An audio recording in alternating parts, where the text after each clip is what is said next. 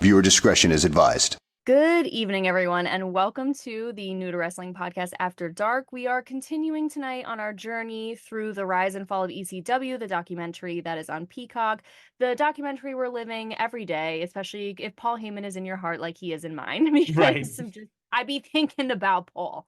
Amen. So, and honestly, everyone in ECW really, like, I really do be thinking about Tommy Dreamer a lot, Taz. I mean, they're all on my mind. So I get it.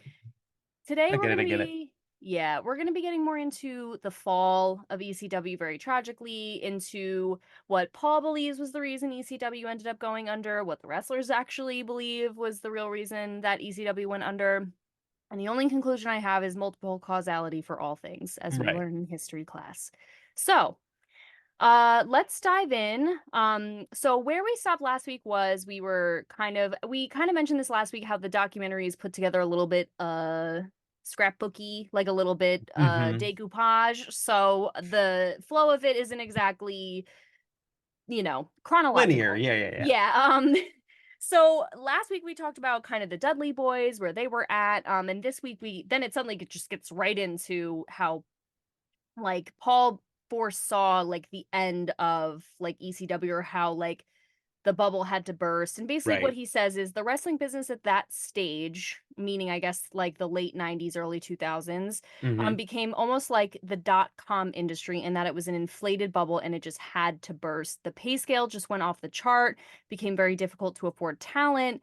And the guys were turning down hundreds of thousands of dollars to go to other companies just to stay with ECW, and he was having trouble paying them. And he said, and there comes a time where that's just not fiscally responsible to a person who has a family. So we had to step it up. We had to try and get licenses. We had to try and get advertisers, sponsors. And the way to do that is being a national television presence. So after the pay-per-view success, this was their next step in getting it on the television level, which we saw kind of with like WCW, with WWE. It's just like that's kind of seems like the natural trajectory of like the way things go. Right. But it's sad because Spike Dudley at this point says, like, we were literally starving. Like, we were Yeah. eating like tuna and rice for the whole week. Like, girl, I've been there. Amen. Veterans were leaving, people that you look up to, and you're wondering, like, are they right? Like, am I crazy? Like, am I trying to stay on a sinking ship? Checks are bouncing, and like, why do I feel like I should have to be loyal to this guy? Which Right. is Fair. very fair, very valid, and I do think it's kind of funny coming from Spike, because he does end up saying till the bitter end, like Right. the very end, and he's always the one that's like, am I right? Am I doing the right thing? This seems wrong. Mhm. Anyway, so I stayed, and I just love Spike. He's so funny. But Al Snow says he personally never had a check bounce. Like, Mhm. Paul never owed him any money. He never had any problems getting money, but he knew a lot of guys that did, and a lot of guys that were very loyal to ECW and instrumental to their success, that were having their checks bounce. And that's literally crazy. Just so crazy. They're performing with basically no money, if any, Right.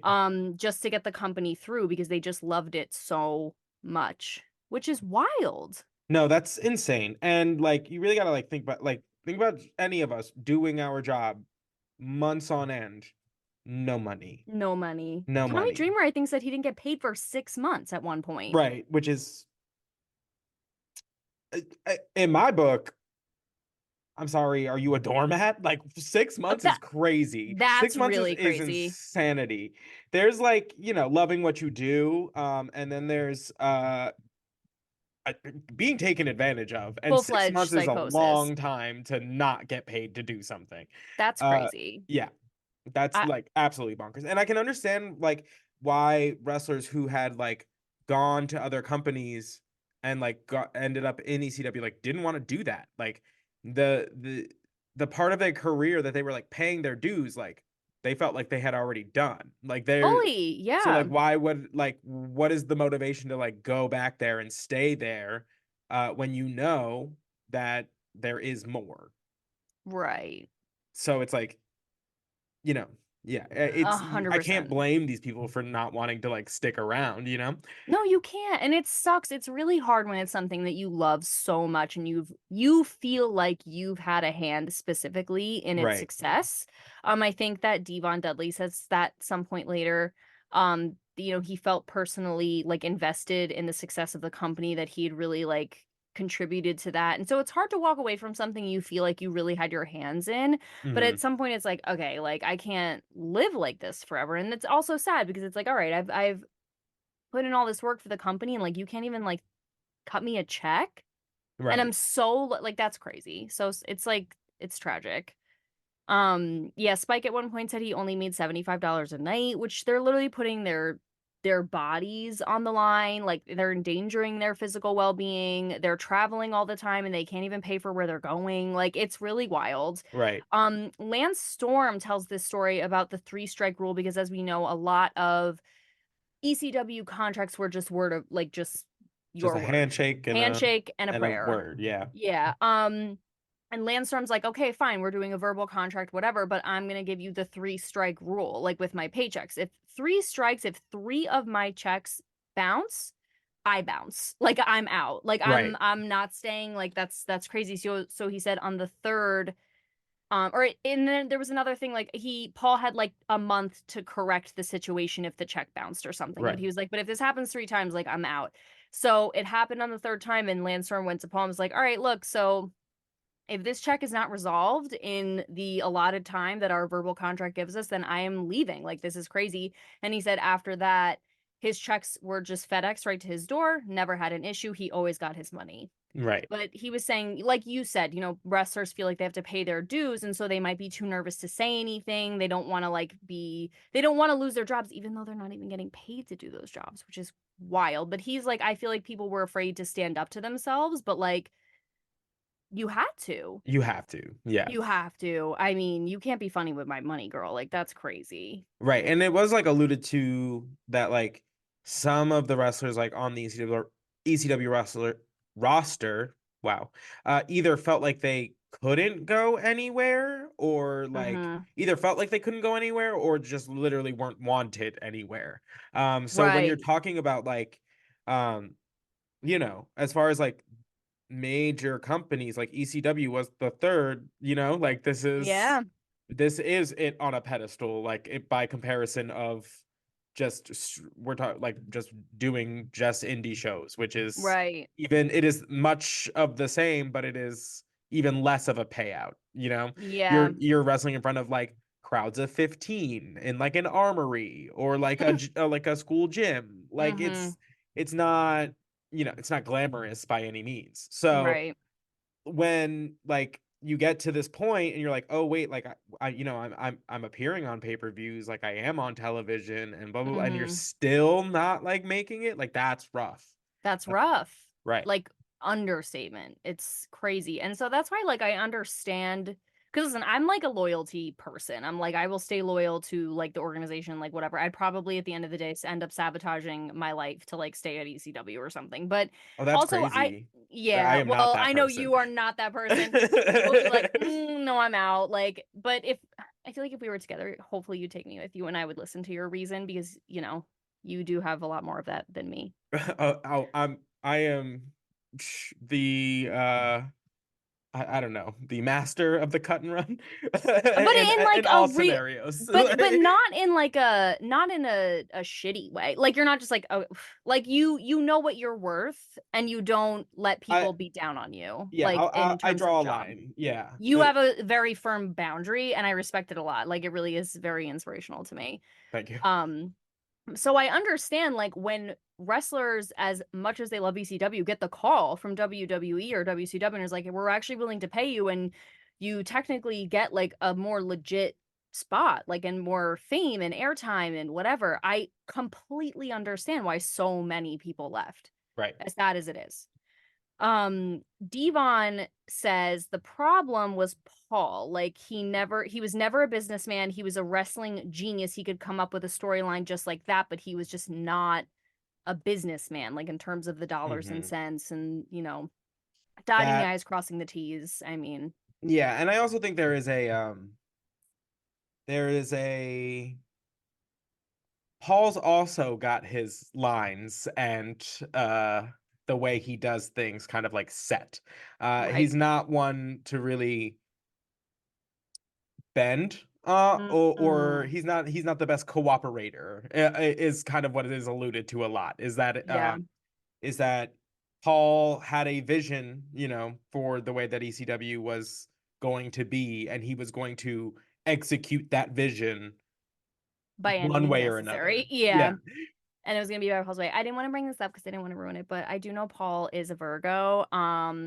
So that's that my way or the highway kind of vibe. My sister is Hmm. Virgo. A lot of people in my life are Virgos, and it's like you cannot negotiate with terrorists, Miss Girl. Like Right. they are like but the most I always say about my sister, I'm like, she's a bully, but she's my bully. Like she'll Right. do anything, like shove anyone out of the way for me, but also if I'm in the way, she's shoving me out of the way. Like Right. I like she's Hmm. getting her goal, whatever. Right. But either way, Paul has that vibe. But Tommy Dreamer says, our greatest asset was also our greatest detriment, and that was Paul. Like he just like mishandled the money. I mean, Paul just seems like this massive creative genius to me. And so also like when you have those massive creative You need a geniuses, funnel.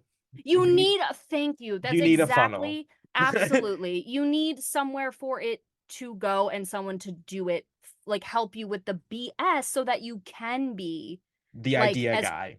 a You 100%. need Like, somebody to deal with the day-to-day minutia of like running a business, and yes. because those are all also very time consuming, like mentally taxing, whatever tasks that need to Mm-hmm. get done every single day. 100%. So it's a it's talked to he just like couldn't delegate, like he couldn't let it go. No. He tried to do everything, and I listen, Paul, I'm right there with you. I get Yep. I was just gonna I say. get it. I understand. But it is just one of those things where it is too big of a task. It is just not feasible for one person to fill all of these roles and do them all well. Eventually you're going to do something, or something is going to slip Uh, through the cracks, and Absolutely. you're going to miss it because you're too busy putting out fire somewhere else. Right. So this is kind of just like the ongoing theme is that it's like he just like held on a little too tight to his creation. You know what I mean? Yeah. And I get it. I fully get it, especially when you've taken it as far as you can. And I think Vince McMahon actually says it at some point, like he's like, I get it. You know, when you take something that you have and you take it as far as you possibly can, you just feel like the same formula is working, like you just keep trying it and seeing and you don't know the formula's not gonna work until it like doesn't work. Like so you just Hmm. keep doing it. But yeah, delegating is the key because like Paul should not be like writing, editing, producing, and then also doing like payroll and budgeting and like it just is Right. crazy to These are even think about. different functions that are a whole different person, like should That's be fulfilled yes, by a different person. 100%. And I mean I understand, like from a like when you're already struggling financially, the idea of bringing on more people to pay is daunting. Yeah. But at the end of the day, it is also their responsibility, like people who would be on top of handling money, is to find ways to save you money in the process. Like that, Right. And they want to succeed too. They want the company to make money so that they can also get paid. right, exactly. And it allows you to be like the creative like figure that you like, which is the part of the business that you love, Right. like um which in theory would yield, a better TV product, a better pay-per-view product, more eyes on the product. Like if you had the capacity to even be able to focus on that, you might have had an easier time navigating a network.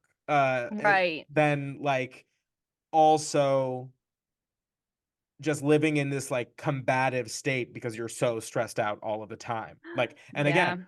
Paul, pot, kettle, high. But We're right there. we're you're seeing, we're just these are the facts presented to us. So, Oh yeah, no, no judgment. I mean, I completely understand. I'm not like I have all the answers. I don't. Like this right. is just literally again, it's hindsight is 2020. You can look back on it and be like, "Oh, well, XYZ." Hmm. Right. But Yeah, Bubba says it was very frustrating working with a guy who lived so close to the edge that you constantly had to pull him back so he wouldn't commit business suicide.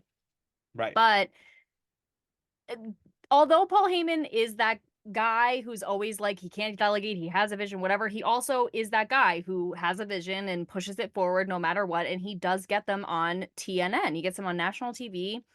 They have I believe it's a Friday night spot, which is pretty crazy. It's like before they have this like roller derby show or something, Right. but they get a national spot on television. That's crazy. Vince McMahon says I thought it was amazing. I thought that they could actually become major players in the wrestling world, and I was in favor of that.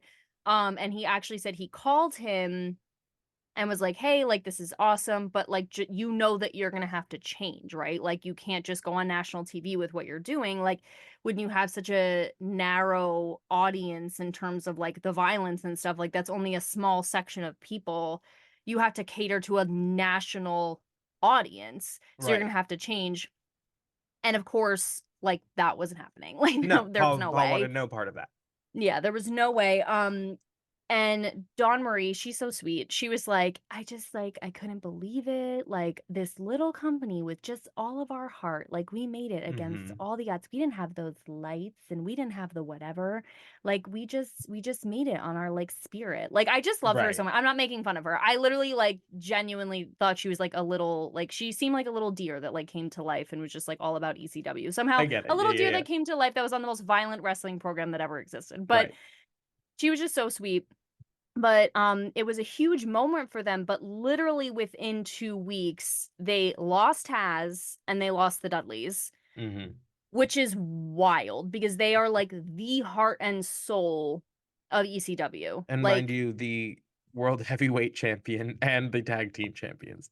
like just Crazy. so crazy. So Rob Van Dam is like, it was just a classic case of the wrestlers' careers were outgrowing the company's trajectory. Like it just, they had no choice. Like they were Right. just huge stars and like they had outgrown the company. And Taz, I thought this was like really, um, like interesting what he said. He was like, it was really hard for me to leave. Like Paul always did right by me. Like when I broke my neck, he paid me.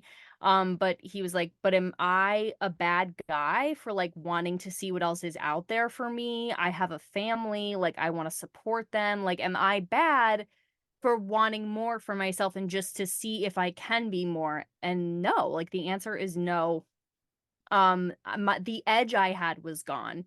Like I had done all I could at ECW. There was nothing new for me. I was bored. I didn't get those butterflies in my stomach when I went to wrestle. Like it became he said I became complacent. Like he Right. wanted, and I get that. I so Hmm. understand that.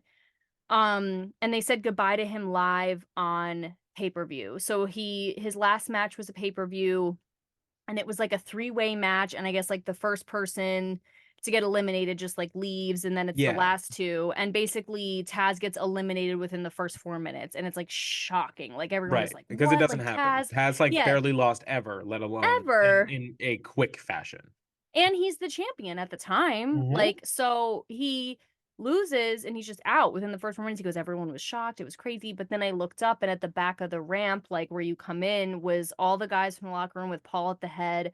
Um, and they like said goodbye to me on the pay-per-view, Hmm. which like I didn't know they were gonna do. And that was like I knew I had Paul's blessing. I knew I was like meant to go forward, and it was just like a really incredible moment. And I love that because it's like you said all the time, like if you're with Paul, everybody eats, even if it's not the same table as me. Like I'm gonna make Hmm. sure that like you at least enjoy your food over at that table, you Right. know?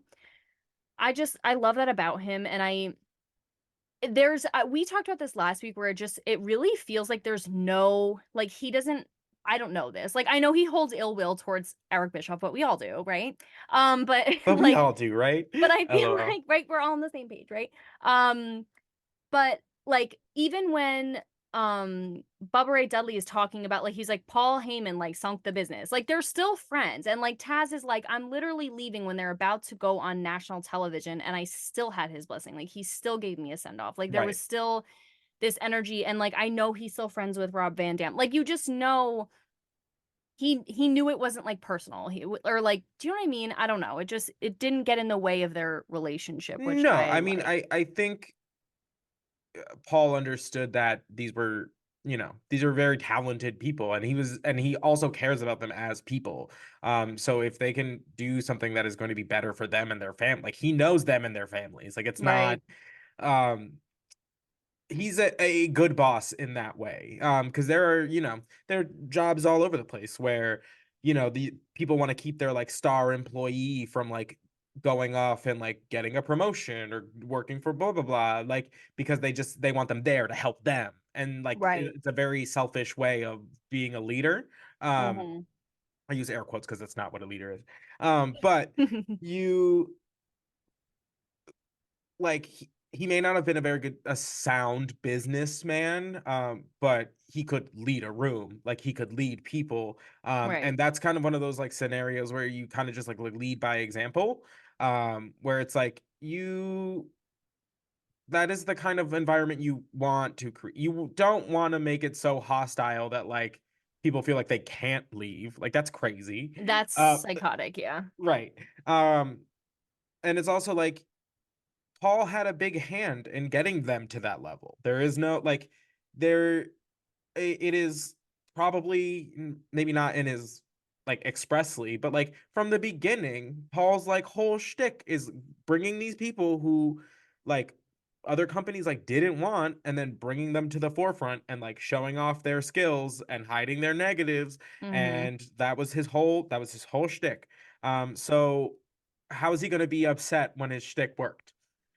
you know so That's so true. yeah. So true. Yeah, some part of me too wonders like if like it's definitely that, but if like also like there was like a tiny bit of Paul that believed that ECW would be like so popular one day that like people would come back or like there would be more give and take. Like I know that wasn't his goal. He's like, okay, bye Taz, like see you in the future, like when we're big and famous and whatever. But like, you know that like if he was able to outshine WWE one day or like able Hmm. to be on that level, like if then like certain wrestlers would be able to like actually compete on that level and either like come back or whatever. Like part of Hmm. me always wonders like what his brain was thinking. Yeah, we'll And never not that know. God that was bless. like the reason. Yeah, Right. but just wondering. But Vin says, the Dudley Boys had to be a loss to the roster. They were like the heart and soul of ECW, like Devon at the tables. Like it was just like a huge part of ECW. And Bubba says, Devon and I knew we had to do something with the financial problems looming, but we can say that Paul does not owe us money. He never did. They always got paid. And I guess like when they got the call, they went to Paul and were like, hey, we got the call.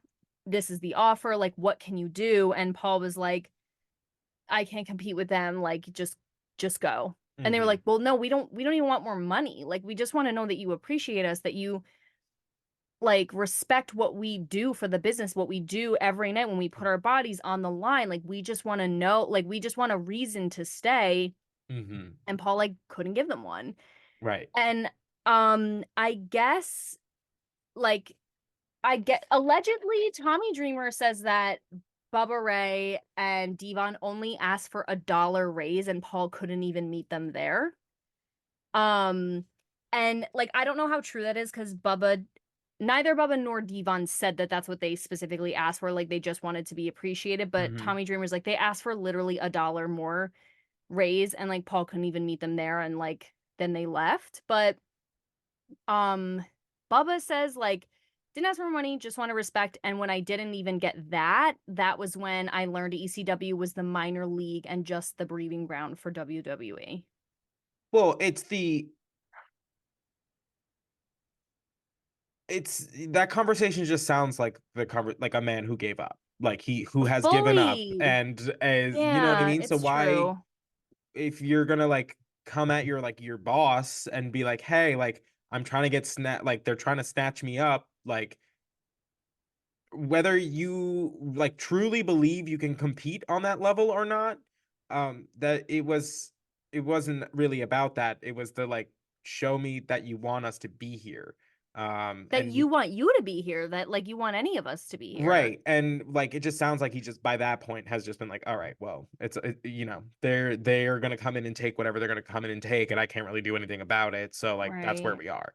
And it just sounds like that is a conversation with somebody who has given up. So like, That's such a yeah, good point. that's I would also turn around and be like, okay, see ya. Like, Yeah. not It's for true. nothing, but it's like, I don't I just gave you how many years of my life, and you can't even like acknowledge the fact that I just gave you that many years of my life. Like that's messed up. Like, sorry, It Paul. is. Like, I love Paul, but like that's it sounds like a man that gave up. So, Yeah. And I think Rhino says it at one point at the end where he's like, I think Paul was done. Like he was ready to be done. Like it was causing him so much stress. He was sleeping like 2 hours a night. And I think he just like didn't have it in it to keep going anymore. mhm, And Tommy Dreamer also says like basically Paul had this rule where it's like, if you don't want to be here, like then go. Like if you don't want to do this every night for ECW, not for money, like if you don't want to be here for this organization, then just go. mhm. So I don't know if he like the mentality is just it's crazy. Like it's definitely not And I can the understand that. best. That's not a uncommon thing in like locker rooms. Yeah, It's not a like uncommon like theme. That's just like if you don't want to be on this team, like don't be on this team. Like that's it. Yeah, that's it. that's that on that essentially. So like it's not uncommon to hear that. But it's a lot easier to be on the team when you're getting paid. A So hundred when you're like reaping the benefits of being on the team. right. So yeah, girl. Don't love that, but okay. Um, so Bubba and Devon's last match, it was like this crazy thing. Devon says this was the most memorable night of his wrestling career. He says they won the tag team titles on their last night, and it was this whole Hmm. thing. So then the audience was second guessing, oh, are they actually not leaving? Because it was a known fact that they were supposed to be leaving and going to WWE. So they win the titles. And so everyone's like, oh, they're not going, like, whatever. They come back out later and they're like talking all this smack. They're like, ECW is where like men become heroes, but WWE is where heroes become legends. Hmm. And we're gonna take these titles and lay them in front of Vince McMahon at the desk of WWE. Um, and then they start like ripping on Tommy Dreamer, how they like broke his girlfriend's neck, like they just whatever. So then Tommy Dreamer comes out because he loves to throw hands and he starts fighting them. But then they get the upper hand, the Dudley boys get the upper hand, they start beating the crap out of Tommy Dreamer. And then surprise, Raven comes out because Raven had been at WCW but had walked out because he hated them. He was apparently very unhappy there. He just like did not like the gig, did not like the organization, walked out, came back to ECW. His surprise return was this night. So Raven comes out to defend Tommy Dreamer, beats the Dudley boys, and Tommy and Raven become the tag team champions that hate each other. Right. And the crowd went ballistic.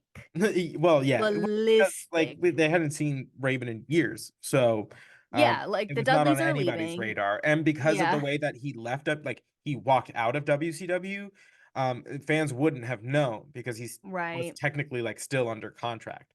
Which is So crazy. I right, love that. And so apropos, like for Raven. no, it is. Um, honestly, apropos just for the times. Like everyone was it was a swinging Oh, door. sh- coming and Um, going. yeah, so then they get into how TNN really restricted ECW. This is harkening back to Vince being like, you're gonna have to change, right? And Paul Right. said, no, I'm not. Um, Okay, but girl. like literally the very first like episode there was supposed to be like a music video. TNN said no music videos, absolutely never. You're not allowed to say the word hate. We prefer strongly dislike. The intro music is too demonic. It's going to be off-putting to people. Like every single thing like was just a problem. And Paul was like it was horrible, but he did not acquiesce to any of the suggested changes from the rip. Like from the rip, he was like, "No, I'm not doing that." Like the Right. from day one, he was beefing with the network. But what was great because again, Paul, the idea guy, creates a character, which I think this is so funny, called Cyrus, who is like a quote unquote representative of the network. and he becomes the lead heel.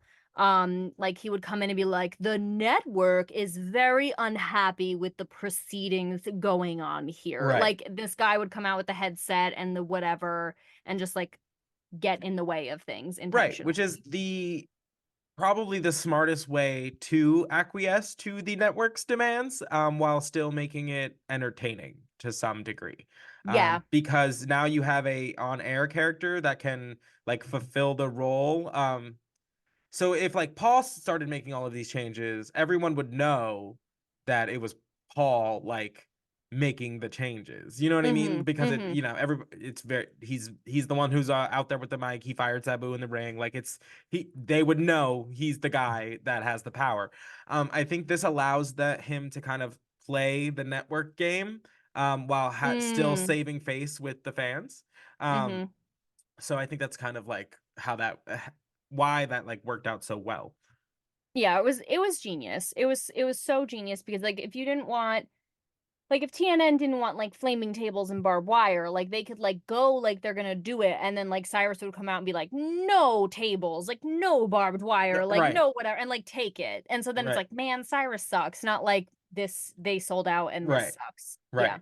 Hmm. So honestly, genius. But Paul says, I love the descriptors Paul used. I thought the sentence was like so inventive because we walked in thinking that this was going to be the answer to all our problems, i.e., TNN. Like they thought getting a network gig would be the answer.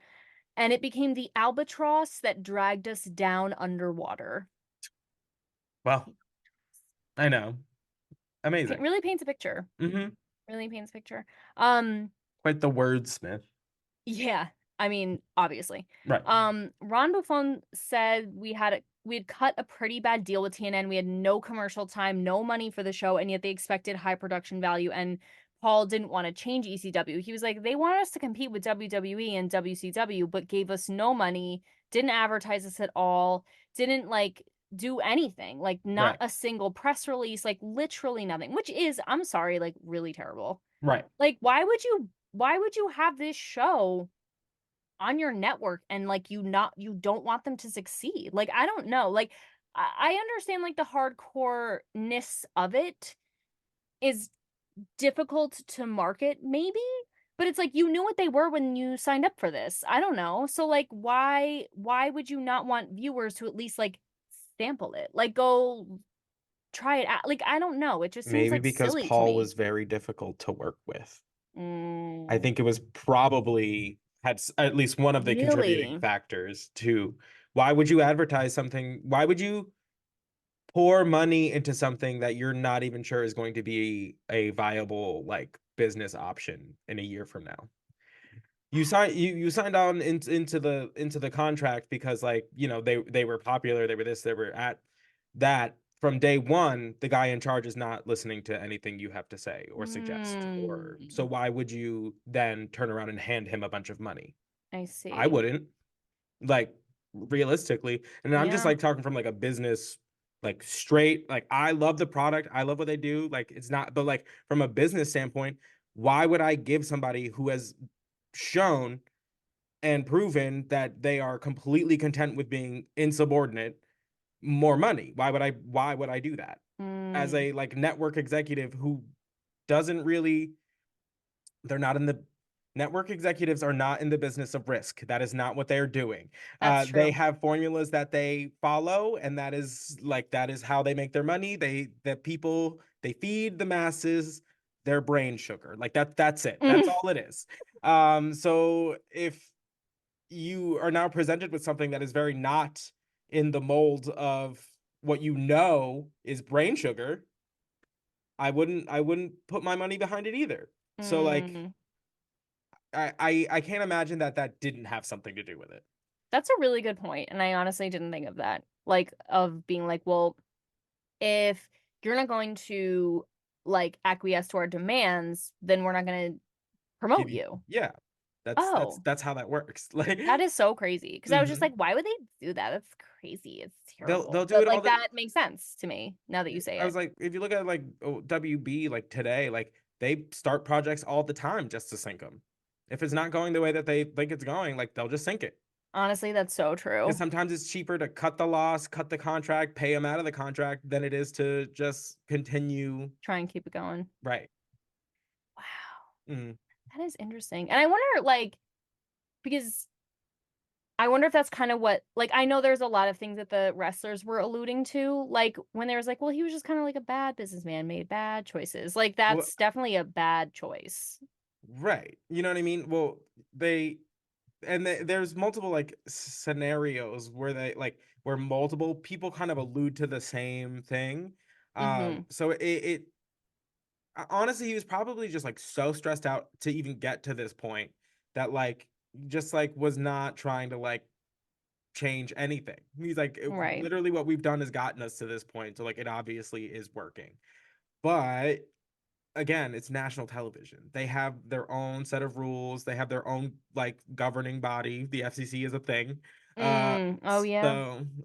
yeah, I will say I understand Paul. I understand him a lot, like wanting to protect what ECW was, like because it had this amazing cult following, and I so get that. But that's the thing with like a cult following, it's like it'll probably never be mainstream then. Like if it has right, such a cult like specific right. following, then like which, is not news. We all know this. So but like I understand like wanting to be so protective of the image of ECW because it's like if you I think we said this during his Hall of Fame speech episode where it's like ECW was like this bright light that just was meant to burn out quickly because it was Hmm. just so unique and had its own thing. And you can never really say, like, even on TNN, like, you can never really say ECW like washed out or changed their image. They were just like so true to themselves to the end, Hmm. to Right. their detriment, apparently. But like, I get why he would want to be protective of it, but I also get why then a network wouldn't be like, sure, like, or like Yeah. would Yeah. Exactly. push back for sure. Hmm. I Wow. agree. That is sad, girl. But yeah, so Tommy Dreamer's like, it doesn't matter how good the product is if no one knows you're there, like you're not Doesn't selling matter. Yeah. anything. Like it doesn't matter. Um, Paul says we had all these licenses and sponsors and advertisers that were staying with us because we were on a national network. So we can't dump out of the deal with the national network, even though we hate them. So they're publicly negotiating with WWE to bring their show to the network so that they could kick us off. Right. Um, but he's like, I can't leave because I'm in a contract, but they won't kick us out, even though they're negotiating with another organization. And I can't talk to another organization because I can't in my contract it says I'm not allowed to. So we're literally just like at a standstill. No, they're just marooned. Like, Yeah.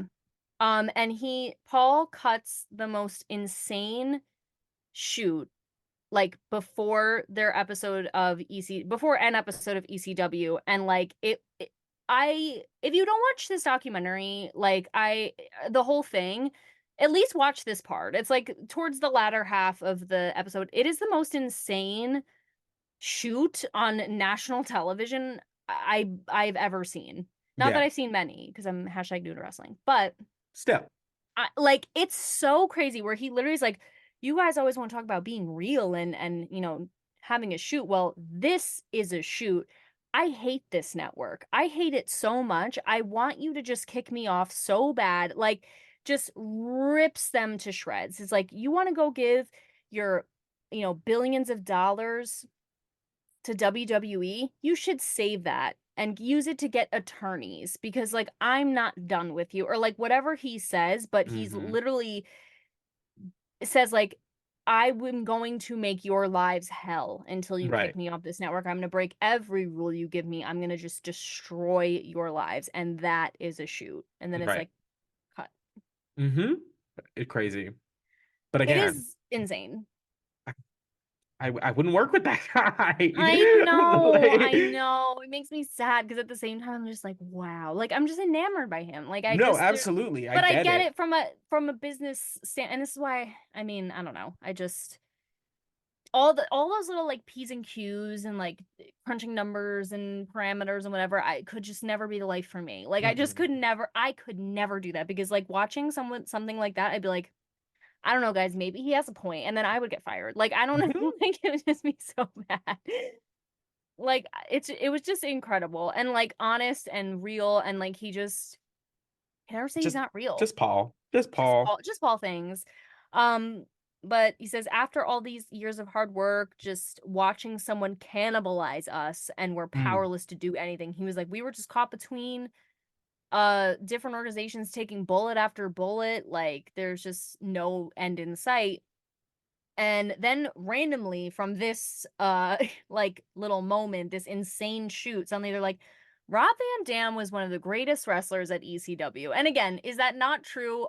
It's absolutely true, but it's just like, how did we jump here? Well, I think But it's that he became like the network, the main event person after yes, like people were like snatched.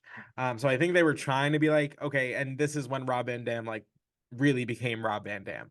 right. Um, which I get, but again, we are literally like at like ECW is having its like death knell, like just you know what I mean? Like it is just in Yeah. the final throes of its life, and they're like Rob Van Dam, and you're like, okay.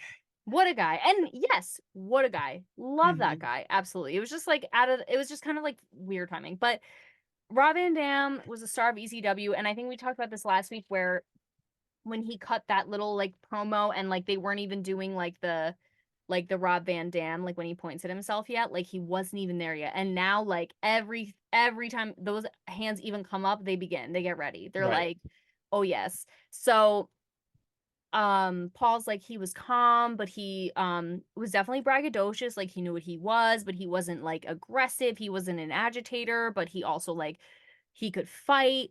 He's high. um he's He's a stoner. he It's a stoner personality. I If know, you've I met one, love you've met them it. all. He's just a stoner. They were like He he's sorry. into what he likes. He is pretty chill.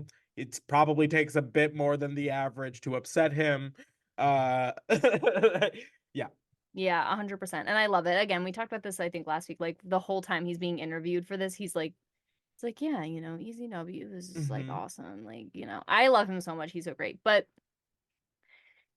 Paul's like, people wanted to hear him do his chill little promos. They wanted to hear him talk about 420. They wanted to know everything he was doing, like Hmm. all the stuff he was getting into.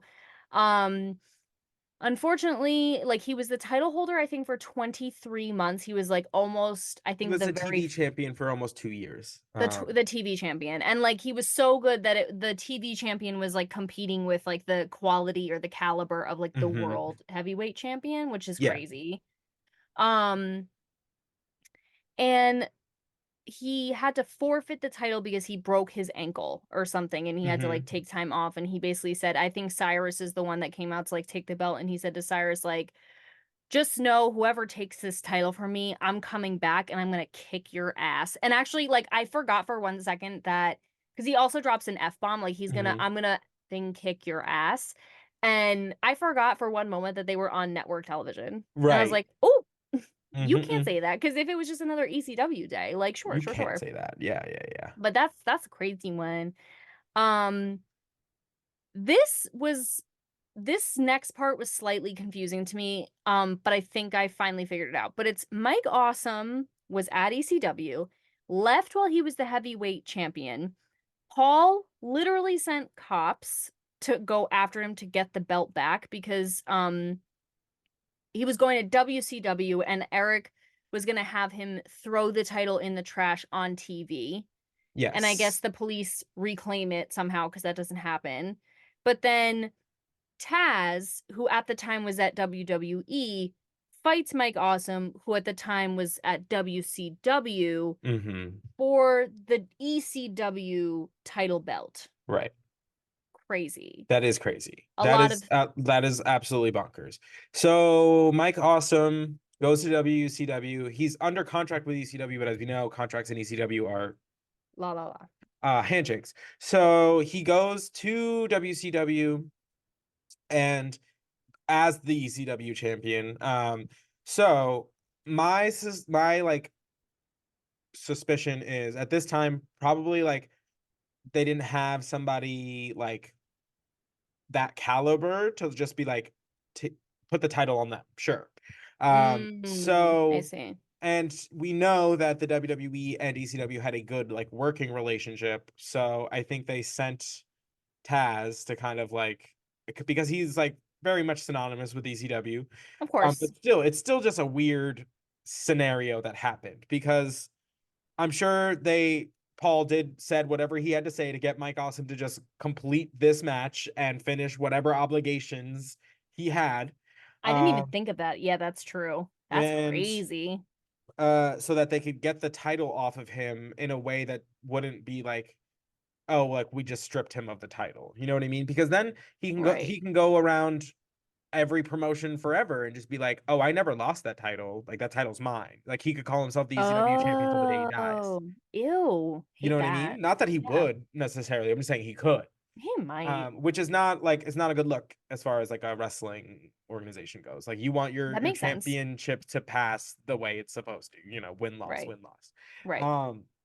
So yeah, that's just a wild Yeah. scenario in ECW history. Yeah. So like Taz takes the belt and Mm-hmm. then he like goes back to WWE with it temporarily. He like fights Triple H in it or with it, like Yeah, while he's still a title holder. Tommy Dreamer comes out at the WWE match and like tries to jump in on like Taz's as his defense and behalf. Yeah. gets pedigreed. What a shame. And Oh, he took it like a champ though. He he really sold that did. one. Girl, I love Tommy Dreamer so much. Mm-hmm. I just there's something about him that I just admire so much. But so then like the next week like Tommy Dreamer beats Taz for the belt. So like Taz once again goes back to ECW so that Mm-hmm. Tommy Dreamer can take the belt off of him. And this was crazy because this was the first time that Tommy Dreamer in his entire career at ECW held a title. Right. And he gets so emotional, like oh my God. He like thanks the fans and like literally breaks down and he says like I was so pissed. This like cracked me up. He was like, I was so pissed because I never wanted Tommy Dreamer to hold a title. Like I always wanted him to be this guy that like like never quite got there. Um, and I only won titles like when people left, like Right. that had them. Mm-hmm. And so he just was like mad that he had to like take the title because like somebody left and so now it had to be his responsibility even though Right. he's like Paul gave it to me because he knew I wasn't going anywhere and I Mm-hmm. deserved it and whatever but I was like so pissed off which is Right. so funny to me because like Mm-hmm. the juxtaposition of the emotions of like just you won the title for the first time in your this long career at ECW and you won it in like the craziest way defeating Taz even though he's not there anymore is wild but Mm-hmm. like to be just so mad about it I just think is I so know. interesting but yeah I love that guy. But then we get Mr. Eric Bischoff, who I despise. Mm-hmm. It's fine.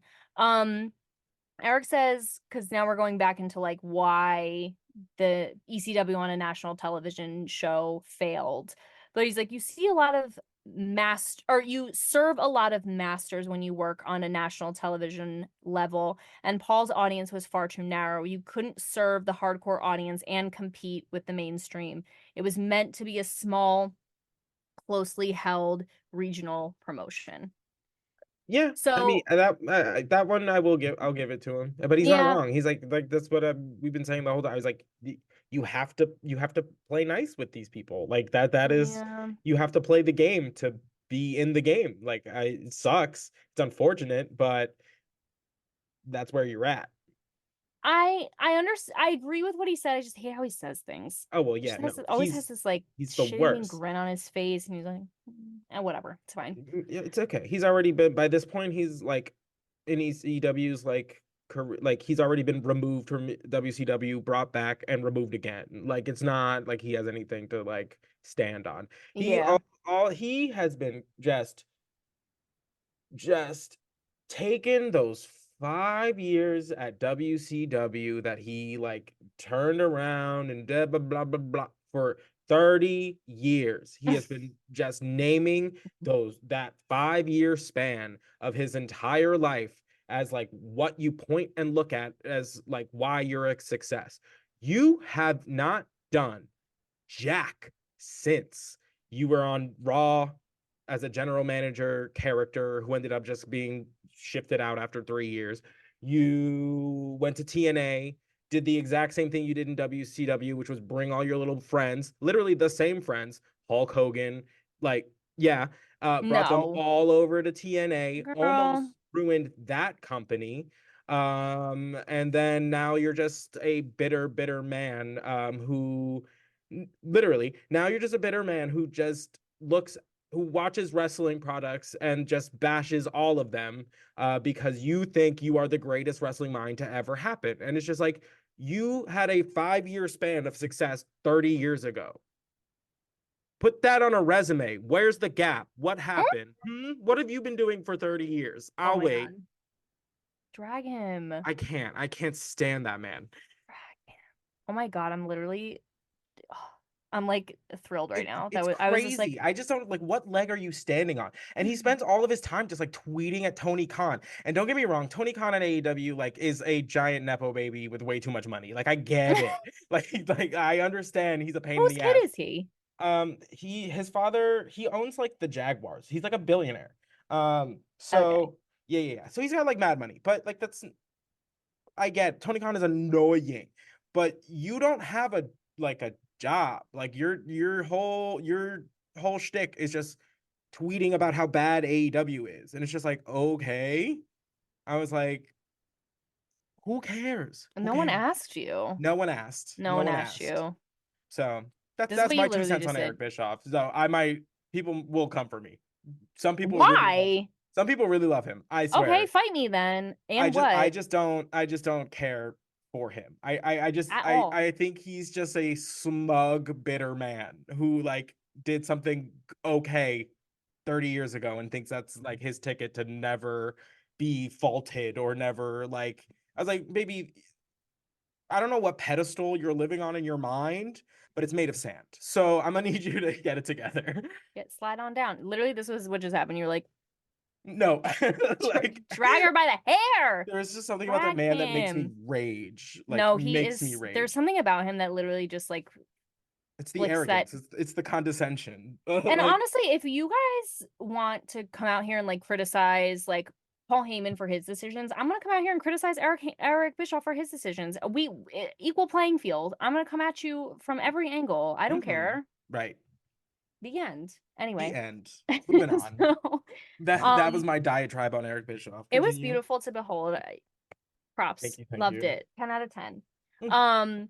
So Paul says our plan was to go on a new network, but we couldn't negotiate with a new network because it would violate our contract with TNN. Um, Tommy says we were on TNN for a little more than a year and they didn't live up to their part of the deal. And then they acquired WWE and finally gave us the boot, and it was just a horrible time. Vince kind of says the same thing as Eric, where it's like, he just couldn't go mainstream because of the type of audience he had. Rhino says, I didn't think ECW was gonna fold. Like I truly didn't believe it because Mm-hmm. it was Paul's baby. Like there was just no doubts about it. Like I really thought we were gonna pull through. And it was unfortunate because choices like you said before are really minimal. So you either had to try and find a new job or stick it out and see like what Mm-hmm. you could do. Tommy said a lot of people were owed a lot of money, and Paul just kept saying, "You're gonna get it, you're gonna get it." And we were really so close. It was heartbreaking how close we were to like being a success. Um, and then Rob Van Dam says, I knew they were gonna go belly up when the money they owed me was an amount I knew they would never be able to pay back.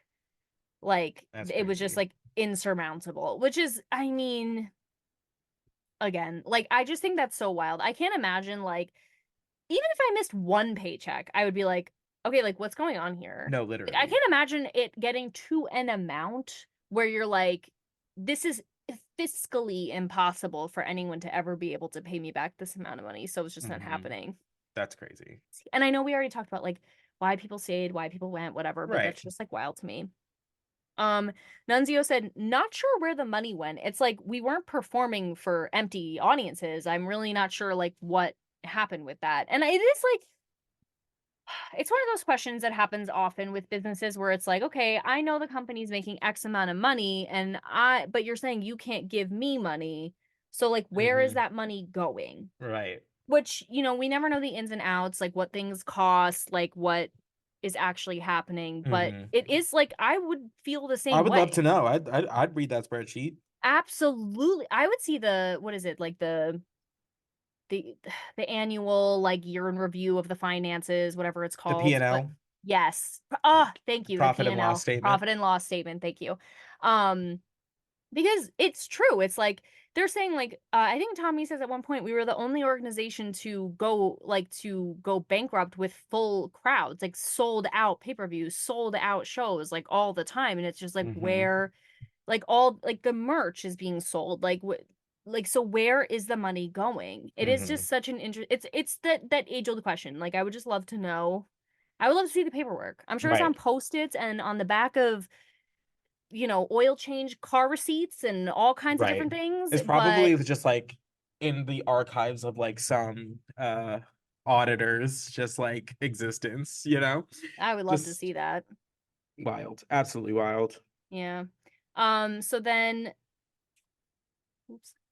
So right after ECW closed, WCW closed, and so then there were fewer options for wrestlers. So There was people were one. really screwed. It was just WWE. And like Mm-hmm.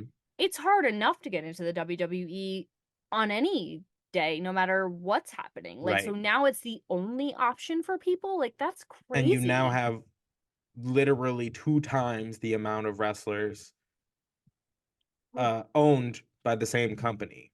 So it's not like WWE just, inherited all of these other companies like TV time and whatnot. Yeah. They still only had the amount of hours that WWE had. So finding a way to incorporate two whole rosters of other wrestlers is crazy. I think Nunzio said it was like 90 wrestlers at least. Right. 90 wrestlers. How many do you see in one match? Maybe like eight? Max. Like, maybe. And that's if Mhm. there's like a tag team. I don't even know. Like, Right. And wrestling needs stories, so you need to see the same people. over and over again. Right. That's I can't imagine that. And Rhino says, he goes, I was in complete denial because I was living my dream. Like I was Hmm. on a wrestling production that was meaningful and like I was doing work and had stories that were meaningful to me. Like I was Right. literally living my dream and there was no way it could come to an end. Um, Dawn Marie says, I thought my life stopped and I didn't receive a job at WWE until 2 years after ECW closed. So I was living in this reality where I thought I might never walk into the ring again. That's Hmm. really scary too. Like 2 years in just limbo, like wondering if you're Right. ever going to get a wrestling job again. Hmm. Especially like these were people who are in main storylines and huge parts of ECW. Then Right. suddenly they're like, you might not even be good enough to be like a whatever person at WWE. Like you just Right. don't know. Yeah, and it's just like it took so long just to get through all of the people. Like, and you had and when WWE bought WCW, it had a lot of those like big name wrestlers like under contract, but because they were like guaranteed contracts, they basically Mm. just were allowed to ride out the rest of their contract Oh my God. without having to like wrestle or anything. So there were like WWE does this weird invasion angle where they team up WCW and ECW, but because they were missing like your big name stars like from WCW, it just felt very like a Oh no. lackluster invasion. You know what I mean? Oh no. And you again, you can't fault the wrestlers who had 2 years on their contract paid and not have to work Yeah, for taking it. You without a know, doubt. Without so a doubt. It's so um, true. it's crazy. But yeah, they just had so many people. and Yeah. it and WWE remained the only company from 2001 to like the only major company. Hmm. TNA has existed in this time, but they just were never on that kind of level. Hmm. But they don't get a competitor until 2019. Which is AEW. AEW. And that's Mm. the only time like a company has, because even when AEW was coming to the forefront, TNA was still kind of like on the back foot, or they were Impact at the time, but they were still like recovering from what like Hulk Hogan and Eric Bischoff and all of them basically did to the company. Um Unreal. yeah, they're having a big turnaround nowadays. So I actually which is think great. I'm pretty sure Tommy Dreamer is at TNA right now as like an advisor or something. Hmm. I was like I crawling think down the so. rabbit hole of Yeah, his yeah. life. Because I also wanted to know what zodiac sign he was. But yeah, I think he's at TNA. Um, but Bubba says that there were two reasons that ECW went under. One was he said the violence really didn't do them any favors, like it really lost a lot of that mainstream audience. And two, he said mismanagement. Paul was a really bad businessman. And it was just blatant mismanagement of the funds, the business, the trajectory, the rate of growth, just all of that. Right. And it always is interesting to me because Bubba is such like a violent, like brutish whatever dude, and but he also has this like business acumen that is like so wild. And like we Hmm. knew this because of he said like I actually had a background in business and like helped ECW with a lot of the The day-to-day back end running. stuff, yeah. But I just like it always cracks me up because like he really is like every woman. It's all in him. Like he can do Hmm. anything. Like it's No, just actually. so cool. But Paul, however, said it ended because we couldn't get on another network in time, and it's that simple. Anyone who thinks anything different is dead wrong or just doesn't know.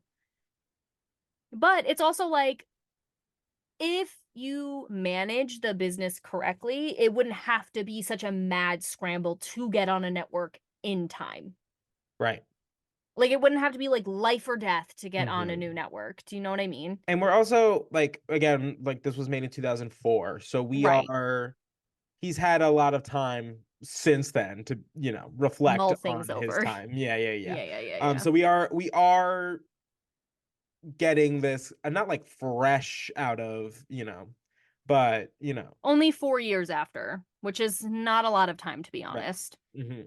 So, So Paul ends up going to WWE, which I don't think I've said this on the show. I think I only said this to you when I saw you. I was like, it kind of gives me a thrill that like eventually at some point in the main podcast we're going to see Paul basically every week. hmm, Like what a thrill. what a Like thrill. just not I know it's not going to happen for a while, like a Yeah, long while, and hopefully we make it. We will. we will. But I just was like, one of those days, Paul is gonna walk down the ramp and they're gonna introduce him and he's gonna get on that booth with JR and it's just gonna be such a thrill. Oh, But amen. he said like I had no choice. Like I had to go. And anyone that doesn't take the next step is in denial. I learned to accept reality and move on, which is like, I There you mean, go. I could really learn something from that because my God, I love to Hmm. grip. Love to hold things for so long. LOL. This cracked me up too. His very first night at WWE, he's just on the mic with JR, and JR kind of said, he goes, I remember two things about that night. He remembers one, JR just saying to him, like, hey, we're gonna have a good show, like, don't worry about it, like Hmm. we're gonna and they actually play the clip. Like, I guess they have the audio of like what JR actually said, and Yeah. it was like, Stick with me, kid. Like, stick with me, kid. He was like, come on, Paul, like riding a bike, like stick with me, hmm. kid, like we're gonna have a good show or whatever. Uh-huh. Um, and then he goes, and the other thing I remember is he says this about some woman in the ring whose name is escaping me. But she's basically forced to strip in the ring. It was probably like a And bra panties match. yeah, maybe. Like, I don't know, she's just like standing there and whatever. But basically, Paul says on the mic on live television, hey mom, I came to Washington, DC, and now I'm gonna get to see Bush. Oh yeah. Yeah. There's Paul for you. Love it. Love it. That is so great. I love that. Like I that's love that. honest.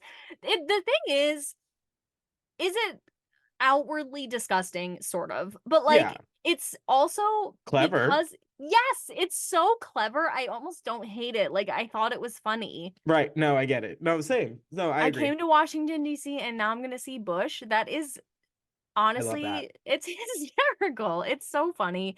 And he goes 30 voices immediately panicking in the headset, freaking Oh, out. He he goes, loves and that. I learned what glass ceilings should not break because of Hmm. me on my very first night, and I learned very quickly. Right. It is pretty funny. But Bubba calls Paul an evil genius in a complimentary way. And he's like, Right. Paul is an evil genius. He is Dr. Frankenstein, and Dr. Frankenstein is not going to take orders from anyone. Like, this was not Paul's dream. He just, he's this incredible mastermind.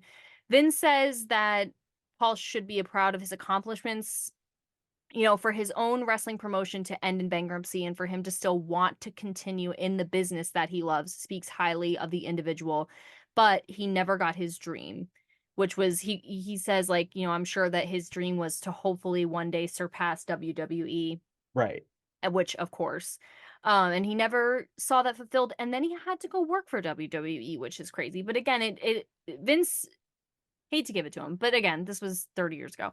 Vince, you know, like, really is like, but he should be incredibly proud of, like, the things he's accomplished, even though he never got his dream. Like, the fact that he loves his business so much and continues to show up and, like, do whatever he has to Mm-hmm. do, like, to be involved in it, like, really speaks to the person that he is. Right. And like, and looking at his, or like, and listening to his like Hall of Fame like speech, it's like that's not that's that's not a man who didn't accomplish his dreams, you know? So true. His Hall So of Fame speech, I mean. that's what I'm saying. And like it was so powerful on so many levels, but like a big part of it was like what has been like a credit to Paul's success is that like he's not afraid to fail. Like he is okay with failing because he's just gonna come back better. Like and he says that like over and over in his speech. He's like, I'm just Mhm. gonna come back better. It doesn't matter. Mhm. So like to really be like given like your first big life L and to like just come back better, it's impressive. Like, really, it truly, truly is. I mean, and ECW still lives on after all these years, like, lives on forever. Psh, Stevie Richards says that. He's like, ECW will always live on. It just will never ever die. Like, it's no, just too powerful for that. no. Um, Tommy Dreamer's like, ECW was the mark of excellence. Like, if you made it at ECW, you could make it anywhere. People still remember how ECW was and how excellent it was. Bubba says, like, I still go out to this day and get ECW chance. It doesn't matter. He still does. It He pr got it at WrestleMania. He was a Amazing. guest referee for a um like a street fight match, and he was getting ECW champs. I mean, I granted they friggin' were in love Philly, in so like Philly. a little biased, but still. I love that. And he says it propelled people higher in their careers. Like, it trained them to be these massive stars. Mick Foley says chanting ECW is like paying tribute to the guys who did things a little bit differently, and it's like a comfort to people. Hmm. Um but I will the last quote of the entire documentary is like a tidbit from Paul, and I did write the whole thing down because I thought it was very apropos, and I would like to read the whole thing. It's not super long, but I mean, I feel like it's the best way to end this episode. But Paul says, you cannot achieve success without the risk of failure. And I learned a long time ago, you cannot achieve success if you fear failure. If you're not afraid to fail, then you have a chance to succeed. But if you're never going to get there, but you're never going to get there unless you risk it all the way. I'll risk failure. Sometimes half the fun is failing, learning from your mistakes, waking up the next morning and saying, okay, watch out. There I come again. A little bit smarter, licking my wounds, and really not looking forward to getting my ass kicked the way I just did yesterday. But now I'm just a little more dangerous. Hmm. I love it. I love that. What a guy. And it ends with him just like leaning on the ropes at WWE, and like the whole crowd is chanting ECW. And like that's Hmm. how the documentary ends. Oh, I love it. Wow. Amazing. What a guy. I'm sad Like it's over. truly, truly a spectacular guy. I love that guy. And I listen, of all the like, again, we can sit here and like ramble and be like, he could have done this, he could have done that, whatever. We all know this. He knows this probably better than we do, of Right. course. Um, yeah, I think that it's crazy and unfortunate that he had to learn such a humongous L in front of many, many people, and Right. honestly, at the expense of a lot of people. Hmm. It's a hard lesson to learn, especially when you had literally people's lifelines at your fingertips and like their means of making money and their livelihood and everything. So that's crazy and hard and difficult. But I also think he paid his dues Right. and he's come back and he's persisted, and my God, he is unkillable. Thank God. Amen. Long live ECW. Swear, yo, long live ECW for real, girl. I I can't wait until we talk about the barely legal match. I can't wait till we watch more ECW one of these days. And yeah, I mean, it's really cool. And I'm so envious in the best way of the people who lived it, who like Mm, really lived like the feeling. Because like we talk about this all the time. Like if I was there for ECW or Shotgun Saturday Night at WWE, girl, it would have been. We would have been first of all, thriving. we would have been thriving. Also, probably would have died so young. Let's be real. But Yeah. it's just so crazy. But Yeah.